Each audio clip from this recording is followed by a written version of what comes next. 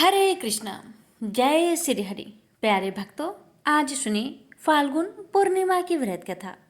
श्री सत्यनारायण भगवान की व्रत कथा। एक समय की बात है, नैमिषारण्य तीर्थ में सौनकादि 88,000 ऋषियों ने श्री सूत जी से पूछा, हे प्रभु, इस कलयुग में वेद विद्या रहित मनुष्य को प्रभु भक्ति किस प्रकार मिल सकती है तथा उनका उद्धार कैसे होगा। हे मुनि श्रेष्ठ, कोई ऐसा तप बताइए जिससे थोड़े समय में ही पुण्य मिले और मनोवांछित फल भी मिल जाए। इस प्रकार की कथा सुनने की हम इच्छा रखते हैं। सर्व शास्त्रों के ज्ञाता सूत जी बोले, हे वैष्णवों, मैं पूज्य आप सभी ने प्राणियों के हित की बात पूछी है, इसलिए मैं एक श्रेष्ठ व्रत को आप लोगों को बतलाऊंगा, जिसे नारद जी ने लक्ष्मी नारायण जी से पूछा था और लक्ष्मीपति ने मुनि श्रेष्ठ नारद जी से कहा था। आप सब इसे ध्यान से सुनिए। एक समय की बात है, योगीराज नारद जी दूसरों के हित की इच्छा लिए अनेकों लोकों में घूमते हुए मृत्यु लोक में आ पहुंचे।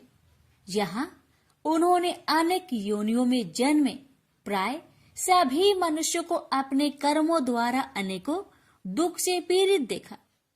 उनका दुख देख नारद जी सोचने लगे कि कैसा यत्न किया जाए जिसके करने से निश्चित रूप से मानव के दुखों का अंत हो जाए। इसी विचार पर मनन करते हुए वह विष्णु लोक में गए। वह देवों के इस भगवान नारायण की स्तुति करने लगे, जिनके हाथों में शंख, चक्र, गदा और पद्म थे, गले में वरमाला पहने हुए थे। स्तुति करते हुए नारद जी बोले, हे भगवान, आप अत्यंत शक्ति से संपन्न हैं। मन तथा वाणी भी आपको नहीं पा सकती है। आपका यदि मध्य तथा अंत नहीं है, निर्गुण स्वरूप सृष्टि के कारण भक्तों के दुख को दूर करने वाले आपको मेरा नमस्कार है। नारद जी की स्तुति सुन विष्णु भगवान बोले, हे मुनि श्रेष्ठ, आपके मन में क्या बात है? आप किस काम के लिए पधारे हैं, उसे निसंकोच कहो। इस पर नारद मुनि बोले कि मृत्यु लोक में अनेक योनियों में जन्मे मनुष्य अपने कर्मों के द्वारा अनेकों दुख से दुखी हो रहे हैं।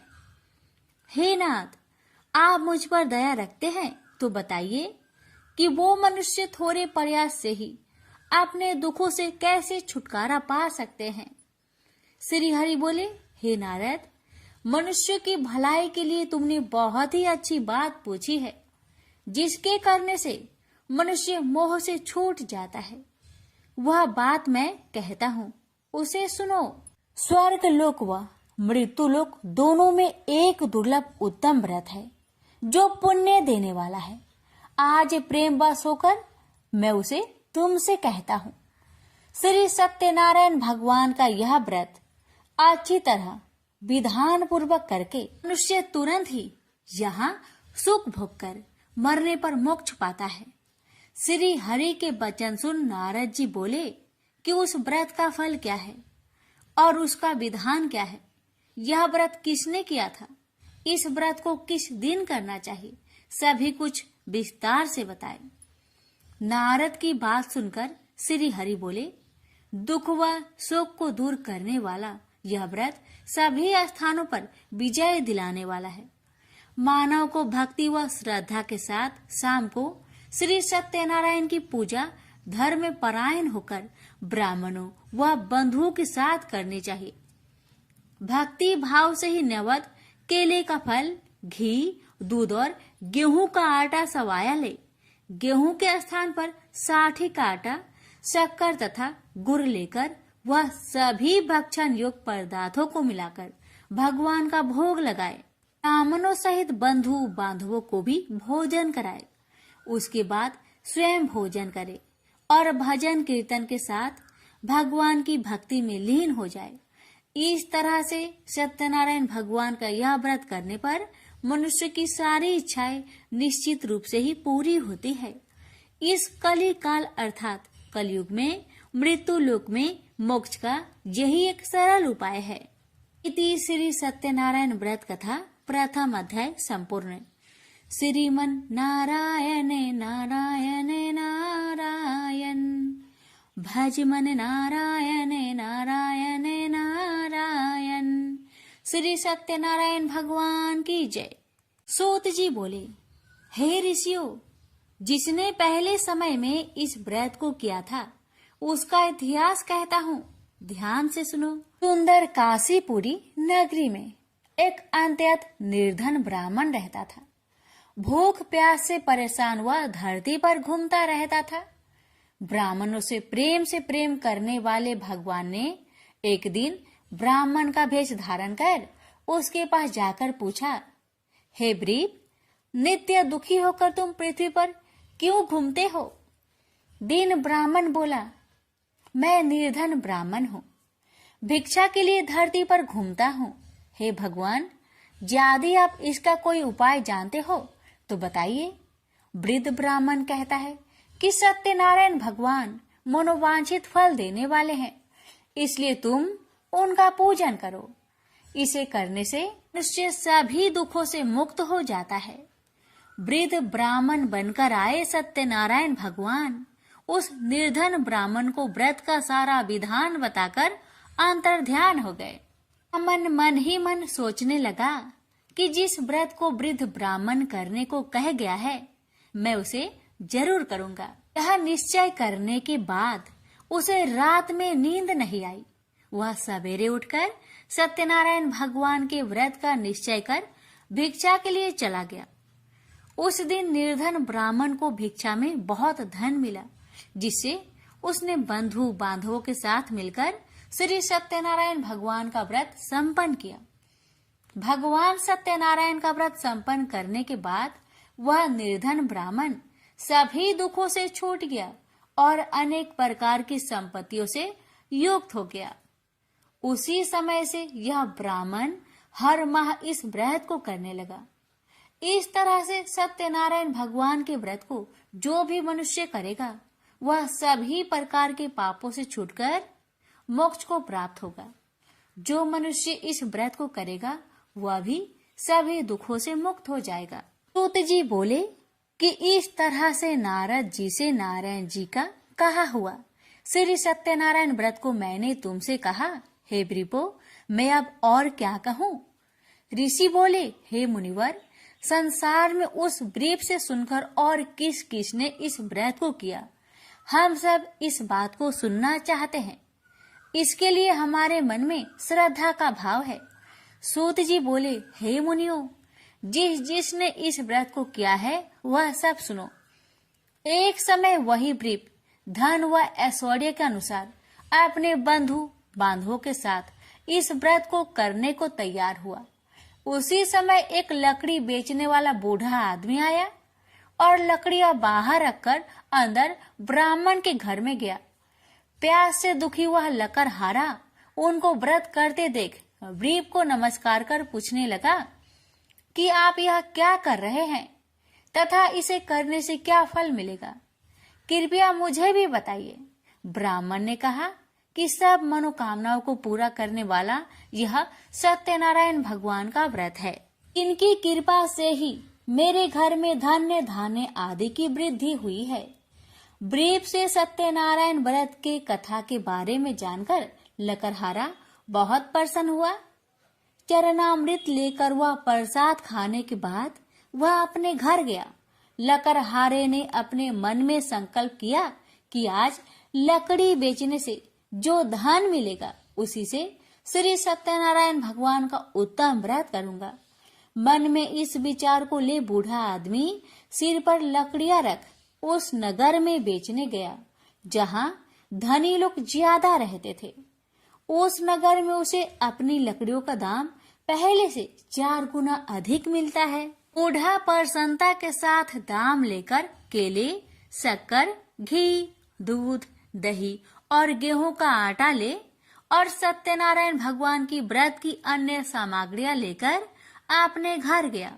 वहां उसने अपने बंधु बांधवों को बुलाकर विधि विधान से सत्यनारायण भगवान का पूजन और व्रत किया। इस व्रत के प्रभाव से वह बूढ़ा लकड़हारा धन पुत्र आदि से युक्त होकर संसार के समस्त सुख भोग अंत काल में बैकुंठ धाम को चला गया। इति श्री सत्यनारायण व्रत कथा 2 अध्याय संपूर्ण।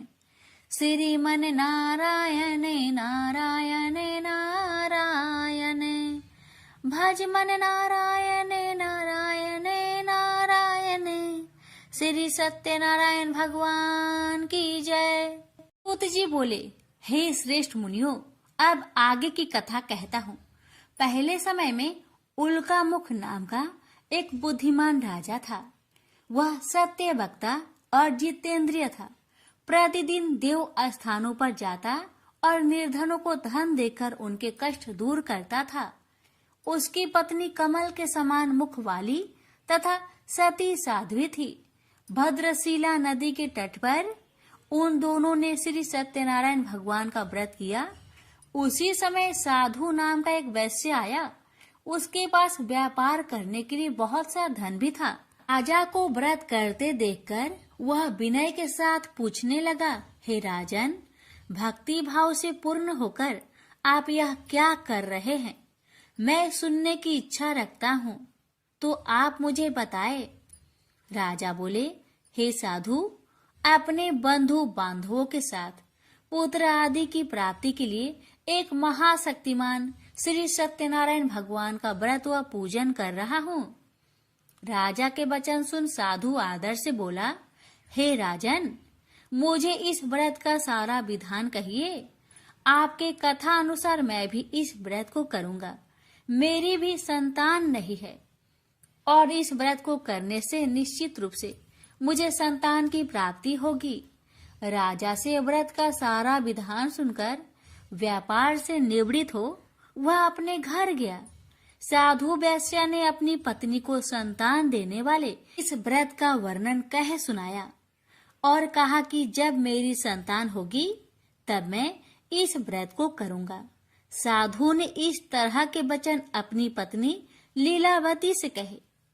एक दिन लीलावती पति के साथ आनंदित हो सांसारिक धर्म में प्रवृत्त होकर सत्यनारायण भगवान की कृपा से गर्भवती हो गई।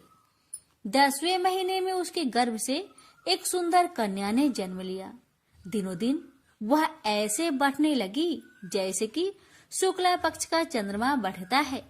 माता पिता ने अपनी कन्या का नाम कलावती रखा। एक दिन लीलावती ने मीठे शब्दों में अपने पति को याद दिलाया कि आपने सत्यनारायण भगवान के जिस व्रत को करने का संकल्प किया था उसे करने का समय आ गया है। आप इस व्रत को करिए। साधु बोला कि हे प्रिय, इस व्रत को मैं उसके विवाह पर करूँगा। इस प्रकार अपनी पत्नी को अवशासन देकर वह नगर को चला गया। कलावती पिता के घर में रह वृद्धि को प्राप्त हो गई। साधु ने एक बार नगर में अपनी कन्या को सखियों के साथ देखा तो तुरंत ही दूत को बुलवाया और कहा कि मेरी कन्या की योग वर देखकर आओ। साधु की बात सुनकर दूत कंचन नगर में पहुंचा और वहां देखभाल कर लड़की के सुयोग बनिक पुत्र को ले आया। सुयोग लड़के को देख साधु ने बंधु बांधवों को बुलाकर अपनी पुत्री का विवाह कर दिया। लेकिन दुर्भाग्य की बात ये कि साधु ने अभी भी श्री सत्यनारायण भगवान का व्रत नहीं किया। इस पर श्री भगवान क्रोधित हो गए और श्राप दिया कि साधु को अत्यधिक दुख मिले। अपने कार्य में कुशल साधु बनिया जमाई को लेकर समुद्र के पास स्थित होकर रत्नासारपुर नगर में गया। वहां जाकर दामाद ससुर दोनों मिलकर चंद्रकेतु राजा के नगर में व्यापार करने लगे। एक दिन भगवान सत्यनारायण की माया से एक चोर राजा का धन चुराकर भाग रहा था। उसने राजा के सिपाहियों को अपना पीछा करते देख चुराया हुआ धन वहां रख दिया जहां साधु अपने जामाई के साथ ठहरा हुआ था। राजा के सिपाहियों ने साधु वैश्य के पास राजा का धन पड़ा देखा तो वह ससुर जामाई दोनों को बांधकर प्रसन्नता से राजा के पास ले गए और कहा कि उन दोनों चोरों को हम पकड़ लाए हैं, आप आगे की कार्यवाही की आज्ञा दे। राजा की आज्ञा से उन दोनों को कठिन कारावास में डाल दिया गया और उनका सारा धन भी उनसे छीन लिया गया। श्री सत्यनारायण भगवान के शराप से साधु की पत्नी भी बहुत दुखी हुई। घर में जो धन रखा था उसे चोर चुरा ले गए। शारीरिक तथा मानसिक पीड़ा व भूख प्यास से अति दुखी हो अन्न की चिंता में कालावती के ब्राह्मण के घर गई। वहां उसने श्री सत्यनारायण भगवान का व्रत होते देखा, फिर कथा भी सुनी। वह प्रसाद ग्रहण कर वह रात को घर वापस आई। माता ने कलावती से पूछा कि हे पुत्री, अब तक तुम कहाँ थी, तेरे मन में क्या है? कलावती ने अपने माता से कहा, हे माता, मैंने एक ब्राह्मण के घर में श्री सत्यनारायण भगवान का व्रत देखा है। कन्या के वचन सुन लीलावती भगवान की पूजन की तैयारी करने लगी। लीलावती ने परिवार व बंधुओं सहित सत्यनारायण भगवान का पूजन किया और उनसे वर मांगा कि मेरे पति तथा जमाई शीघ्र घर आ जाए। साथ ही यह भी प्रार्थना की कि हम सबका अपराध क्षमा करे। श्री सत्यनारायण भगवान इस व्रत से संतुष्ट हो गए और राजा चंद्रकेतु को सपने में दर्शन दे कहा कि हे राजन, तुम उन दोनों वेश्या को छोड़ दो और तुमने उनका जो धन लिया है उसे वापस कर दो। अगर ऐसा नहीं किया तो मैं तुम्हारा धन, राज्य व संतान सभी को नष्ट कर दूंगा। राजा को यह सब कहकर वह अंतर्ध्यान हो गए। अतः काल सभा में राजा ने अपना सपना सुनाया। फिर बोले कि बानिक पुत्र को कैद से मुक्त कर सभा में लाओ। दोनों ने आते ही राजा को प्रणाम किया।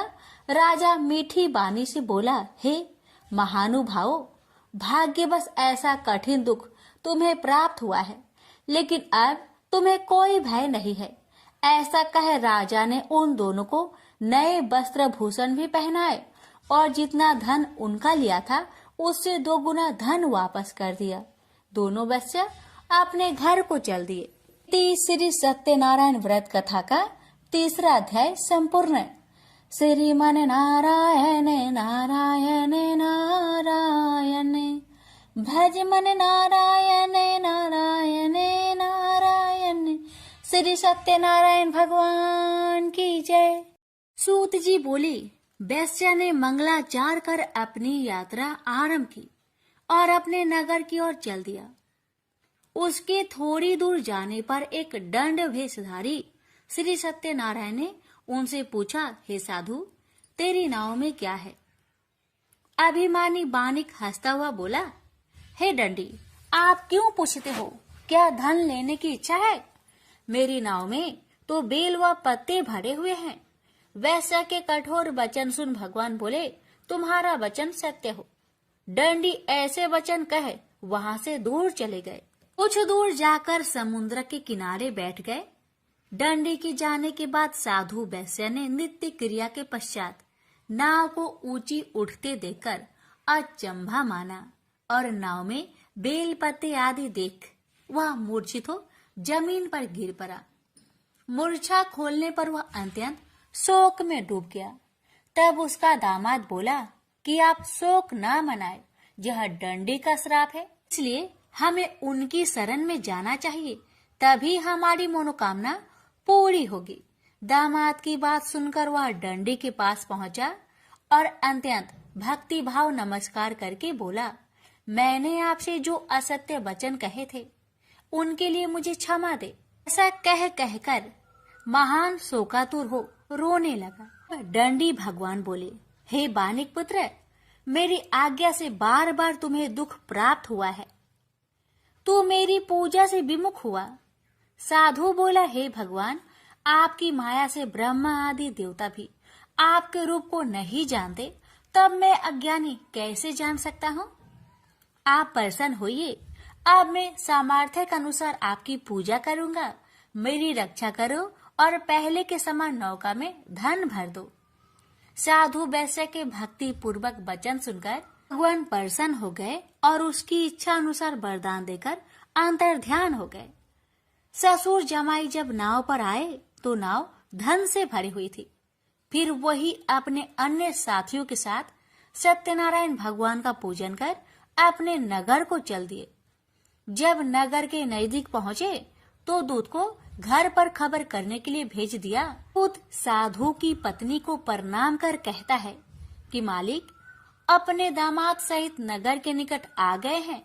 दूत की बात सुन साधु की पत्नी लीलावती ने बड़े हर्ष के साथ सत्यनारायण भगवान का पूजन कर अपनी पुत्री कलावती से कहा कि मैं अपने पति के दर्शन को जाती हूँ, तो कार्य पूर्ण कर शीघ्र आ जाना। माता के ऐसे वचन सुन कलावती जल्दी में प्रसाद छोड़ अपने पति के पास चली गई। प्रसाद की अवज्ञा के कारण श्री सत्यनारायण भगवान रुष्ट हो गए और नाव सहित उसके पति को पानी में डुबो दिए। कलावती अपने पति को वहां ना पाकर रोती हुई जमीन पर गिर गई। नौका को डूबा हुआ देख वह कन्या को रोता देख साधु दुखी होकर बोला कि हे प्रभु, मुझसे तथा मेरे परिवार से जो भूल हुई है उसे क्षमा करे। साधु के दीन वचन सुनकर श्री सत्यनारायण भगवान प्रसन्न हो गए और आकाशवाणी हुई, हे साधु, तेरी कन्या मेरे प्रसाद को छोड़कर आई है, इसलिए उसका पति अदृश्य हो गया है। यदि वह घर जाकर प्रसाद खाकर लौटती है तो इसे उसका पति अवश्य मिलेगा। ऐसी आकाशवाणी सुन कलावती घर पहुंचकर प्रसाद खाती है और फिर आकर अपने पति के दर्शन करती है। उसके बाद साधु अपने बंधु बांधवों सहित श्री सत्यनारायण भगवान का विधि विधान से पूजन करता है। इस लोक का सुख भोग वह अंत में स्वर्ग जाता है। इति श्री सत्यनारायण व्रत कथा चतुर्थ अध्याय संपूर्ण। श्रीमन नारायणे नारायणे नारायणे भज मन नारायणे नारायणे नारायण। श्री सत्यनारायण भगवान की जय। श्री सूत जी बोले, हे ऋषियों, मैं और भी एक कथा सुनाता हूँ, उसे भी ध्यान पूर्वक सुनो। प्रजा पालन में लीन तुंगध्वज नाम का एक राजा था। उसने भी भगवान का प्रसाद त्याग कर बहुत ही दुख प्राप्त किया। एक बार वन में जाकर वन्य पशुओं को मारकर वह बर के पेड़ के नीचे आया। वहां उसने ग्वालों को भक्ति भाव से अपने बंधुओं सहित सत्यनारायण भगवान का पूजन करते देखा। अभिमान बस राजा ने उन्हें देखकर भी पूजा स्थान में नहीं गया, न ही उसने भगवान को नमस्कार किया। ग्वालों ने राजा को प्रसाद दिया, लेकिन उसने वह प्रसाद नहीं खाया और प्रसाद को वही छोड़कर वह अपने नगर को चला गया। जब वह नगर में पहुंचा तो वहां सब कुछ तहस नहस हुआ पाया, तो वह शीघ्र ही समझ गया कि यह सब भगवान ने ही किया है। वह दोबारा ग्वालों के पास पहुंचा और विधि पूर्वक पूजा कर प्रसाद खाया, तो श्री सत्यनारायण भगवान की कृपा से सब कुछ पहले जैसा हो गया। दीर्घ काल तक सुख भोगने के बाद मरोना उपरांत उसे स्वर्ग लोक की प्राप्ति हुई। तो मनुष्य परम दुर्लभ इस व्रत को करेगा तो भगवान सत्यनारायण की अनुकंपा से उसे धन्य धान्य की प्राप्ति होगी। निर्धन धनी हो जाता है और भय मुक्त हो जीवन जीता है। संतानहीन मनुष्य को संतान सुख मिलता है और सारे मनोरथ पूर्ण होने पर मानव अंत काल में वैकुंठ धाम को जाता है। सूत जी बोले, जिन्होंने पहले इस व्रत को किया है, अब उनके दूसरे जन्म की कथा कहता हूँ। वृद्ध संतानंद ब्राह्मण ने सुदामा का जन्म लेकर मोक्ष की प्राप्ति की। लकरहारे ने अगले जन्म में निषाद बनकर मोक्ष प्राप्त किया। उल्कामुख नाम का राजा दशरथ होकर बैकुंठ को गए। साधु नाम के वैश्य ने मोरध्वज बनकर अपने पुत्र को आरे से चीरकर मोक्ष पाया। महाराज तुंगध्वज ने स्वयंभू होकर भगवान में भक्ति युक्त हो कर्म कर मोक्ष पाया। श्री सत्यनारायण व्रत कथा का पंचम अध्याय संपूर्ण हुआ। श्रीमन नारायण नारायण नारायण भज मन नारायण नारायण नारायण। श्री सत्यनारायण भगवान की जय। तुलसी माता जी की कहानी।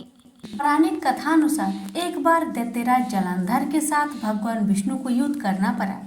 काफी दिन तक चले संघर्ष में भगवान के सभी प्रयासों के बाद भी जलंधर परास्त नहीं हुआ।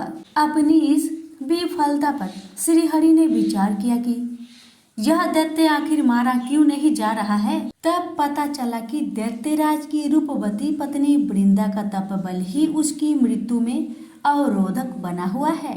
जब तक उसके तप बल का क्षय नहीं होता तब तक राक्षस को परास्त नहीं किया जा सकता।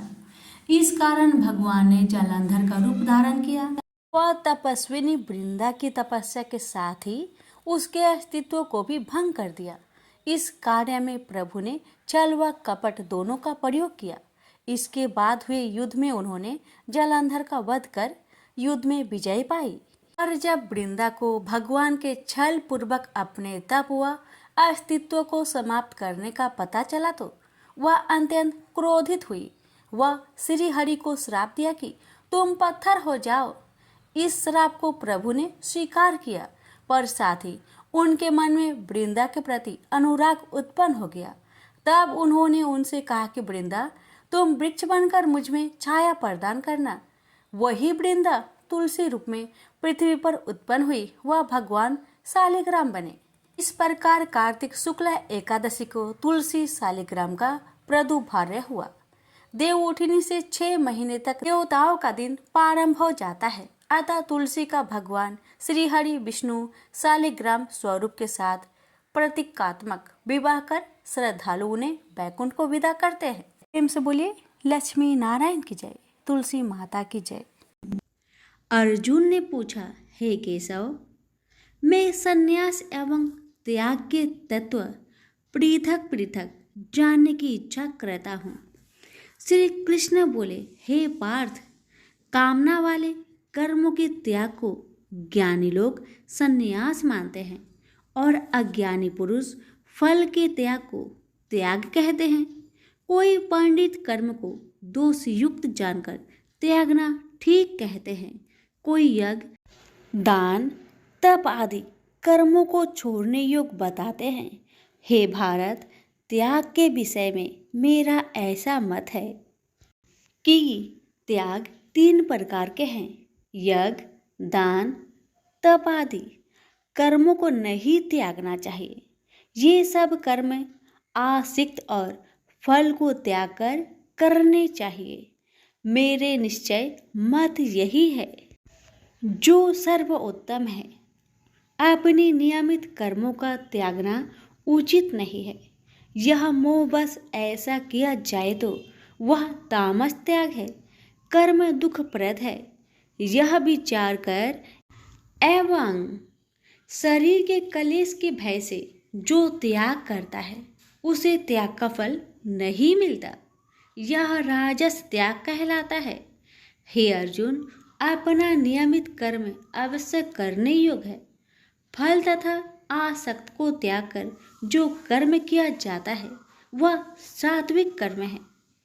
जो दुखदायक कर्म से द्वेष नहीं करता तथा सुखदायक कर्म से प्रीति नहीं करता वह त्यागी, सत्यशील, बुद्धिमान तथा मुक्ति की योग्य है। देहधारी संपूर्ण कर्मों का त्याग नहीं कर सकता। कर्म का फल त्याग कर कर्म करने वाला त्यागी है। कर्मफल 3 प्रकार के हैं, अनिष्ट, इष्ट एवं मित्र। जो त्याग नहीं करते उनको ये मरने के बाद मिलते हैं और त्यागियों को नहीं मिलते। हे महाबाहो, संपूर्ण कर्मों की सिद्धि के लिए 5 प्रकार सांख्य शास्त्र में कहे हैं, उनको सुनो। शरीर कर्ता, साधन, पृथक पृथक चेष्टाएं और देव शरीर, वाणी एवं मन से जो भला बुरा कार्य किया जाता है उसके ये 5 कारण हैं। वह दुर्मति कुछ नहीं जानता जिसको यह अहंकार नहीं है कि मैं करता हूँ, और जिसकी बुद्धि कर्मों में लिप्त नहीं है। वह मनुष्य प्राणियों को मारकर भी उनको नहीं मारता और उनमें नहीं बंधता। ज्ञान, गृह और ज्ञाता ये 3 ही कर्मों के प्रेरक है। कारण, कर्म और कर्ता ये 3 कर्म के साधन हैं। सांख्य शास्त्र में ज्ञान, कर्म और कर्ता ये सत्वादिक गुण के भेद 3 प्रकार के हैं। इनको भी सुनो। जब भिन्न भिन्न प्राणियों में एक अविनाशी अविभक्त सत्ता जो दिखता है, वह ज्ञान सात्विक कहलाता है।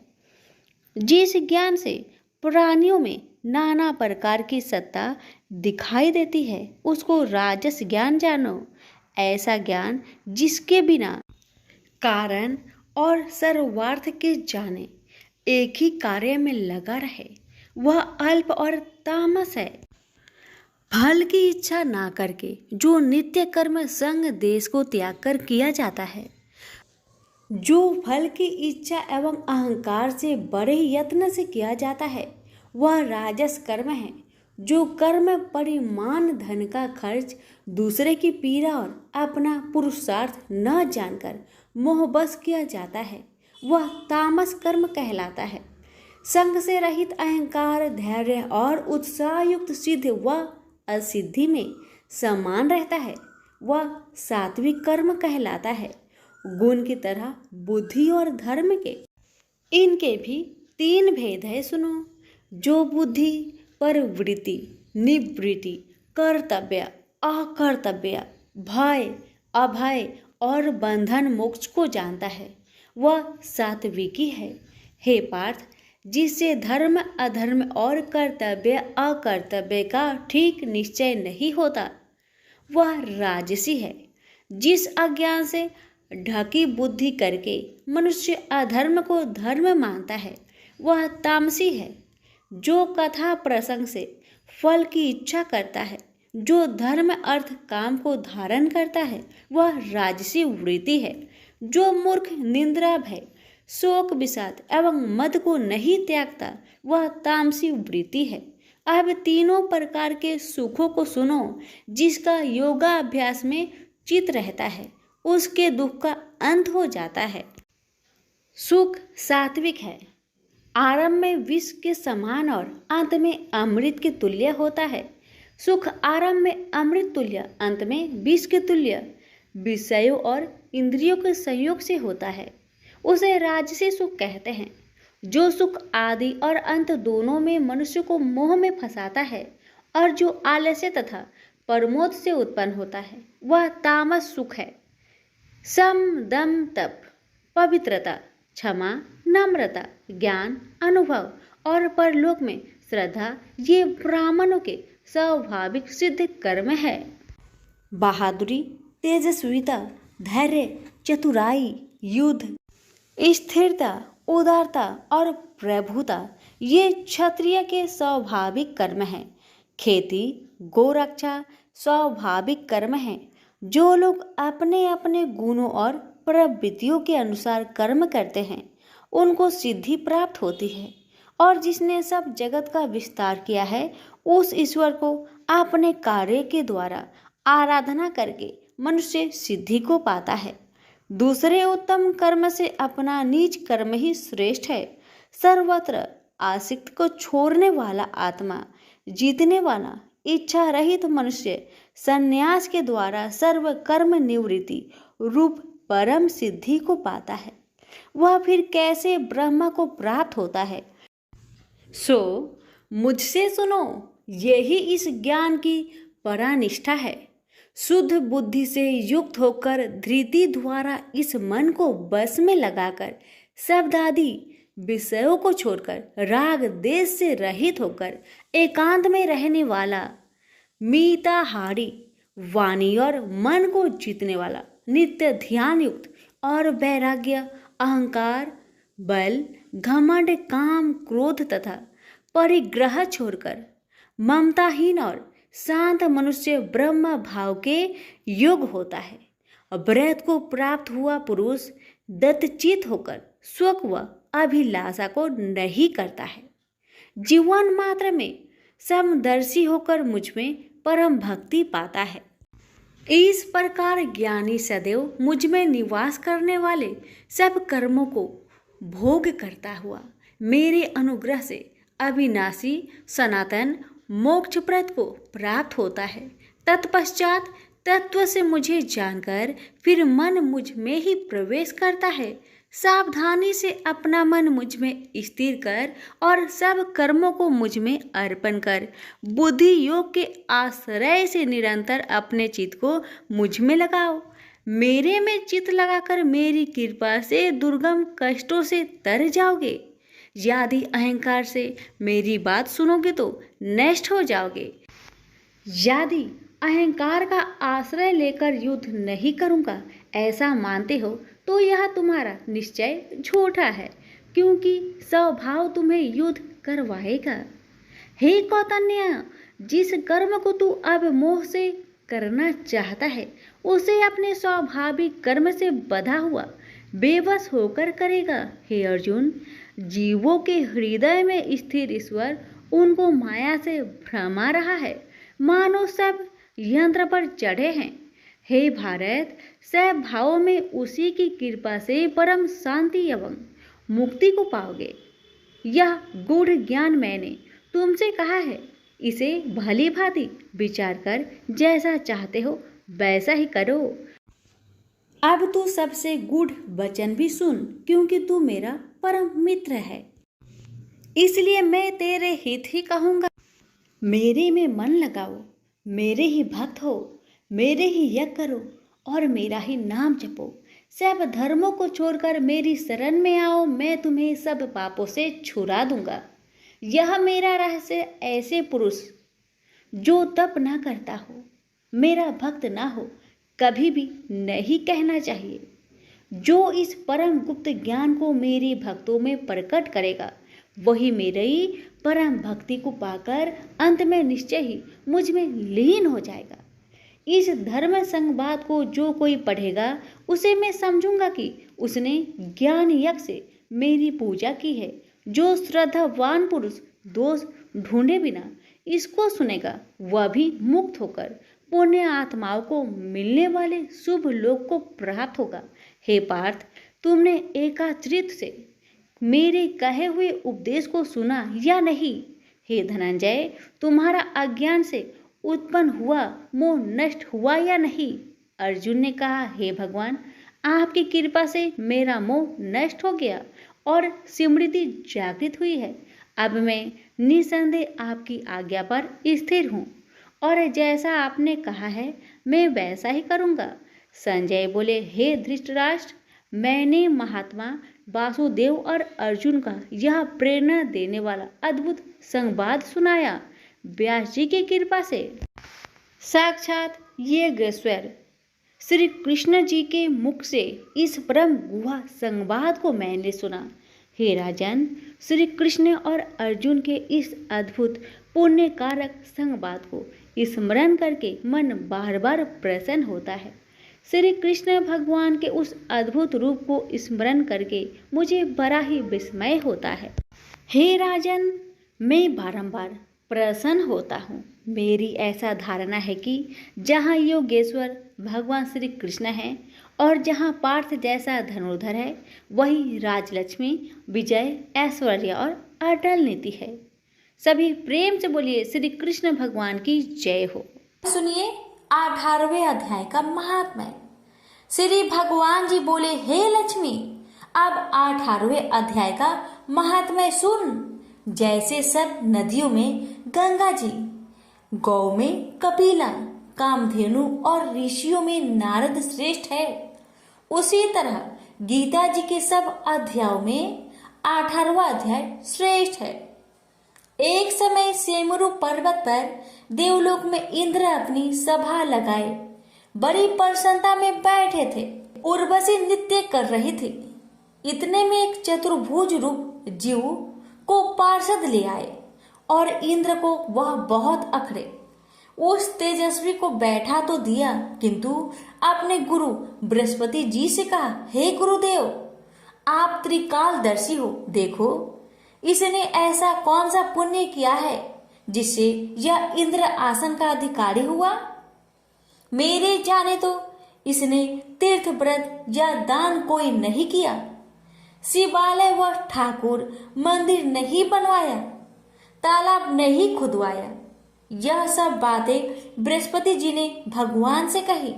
तब भगवान ने बृहस्पति जी से कहा कि इसके मन में तो भोगों की वासना थी, परंतु यह गीता जी के 18वें अध्याय का नित्य पाठ करता था। इससे जब इसने अपनी देह को त्यागी, तब मैंने आज्ञा करी, हे पार्षदों, तुम इसको पहले ले जाकर इंद्र लोक के सुख भोगवाओ। जब इसका मनोरथ पूर्ण हो जाए, तब मेरी सायुज्य मुक्ति को पहुंचा दो। सो तुम जाकर भोगों की सामग्री इकट्ठी कर दो। तब इंद्र आदि सब देवताओं ने आकर भोगों की सब वस्तु एकत्र कर दी और कहा, पहले तुम इंद्र लोक के सुखों को भोगो।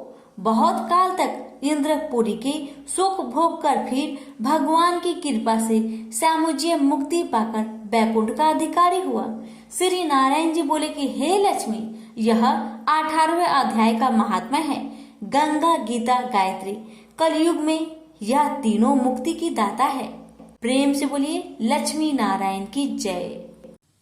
एक समय की बात है, एक भाई बहन रहते थे। बहन का नियम था कि वह अपने भाई का चेहरा देख ही खाना खाती थी। हर रोज वह सुबह उठती थी और जल्दी जल्दी सारा काम करके अपने भाई का मुंह देखने के लिए उसके घर जाती थी। एक दिन रास्ते में एक पीपल के नीचे गणेश जी की मूर्ति रखी थी।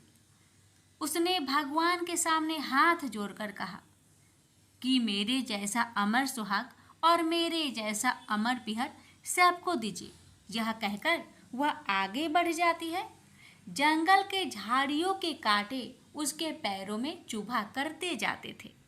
एक दिन भाई के घर बहन पहुंची और भाई का मुख देखकर बैठ गई तो भाभी ने पूछा, पैरों में क्या हो गया है? यह सुनकर उसने भाभी को जवाब दिया कि रास्ते में जंगल के झाड़ियों के गिरे हुए कांटे पाँव में चुभ गए हैं। जब वह वापस अपने घर आ जाए, तब भाभी ने अपने पति से कहा कि रास्ते को साफ करवा दो, आपकी बहन के पाँव में बहुत सारे कांटे चुभ गए हैं। भाई ने तब कुल्हाड़ी लेकर सारी झाड़ियों को काटकर रास्ता साफ कर दिया, जिससे गणेश जी का स्थान भी वहां से हट गया। यह देखकर भगवान गुस्सा हो गए और उसके भाई के प्राण हर लिए। लोग अंतिम संस्कार के लिए जब भाई को ले जा रहे थे, तब उसकी भाभी रोते हुए लोगों से कही, थोड़ी देर रुक जाओ, उसकी बहन आने वाली है। वह अपने भाई का मुख देखे बिना नहीं रह सकती, उसका यह नियम है। तब लोगों ने कहा, आज तो देख लेगी, पर कल कैसे देखेगी? रोज दिन की तरह बहन अपने भाई का मुंह देखने के लिए जंगल में निकली। तब जंगल में उसने देखा कि सारा रास्ता साफ किया हुआ है। जब वह आगे बढ़ी तो उसने देखा कि सिद्धि विनायक को भी वहां से हटा दिया गया है। तब उसने जाने से पहले गणेश जी को एक अच्छे स्थान पर रखकर उन्हें स्थान दिया और हाथ जोड़कर बोली, भगवान, मेरे जैसा अमर सुहाग और मेरे जैसा अमर पिहर सबको देना। और फिर बोलकर आगे निकल गई।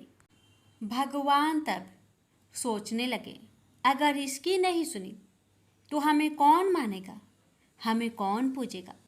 तब सिद्धि विनायक ने उसे आवाज दी, बेटी, इस खेजड़ी की 7 पत्तियां लेकर जा और उसे कच्चे दूध में घोलकर भाई के ऊपर छींटा मार देना, वह उठकर बैठ जाएगा।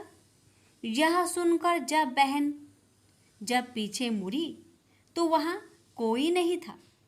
फिर वह यह सोचने लगी कि ठीक है, जैसा सुना वैसा कर लेती हूँ। फिर वह 7 खेजड़ी की पत्तियां लेकर अपने भाई के घर पहुंची।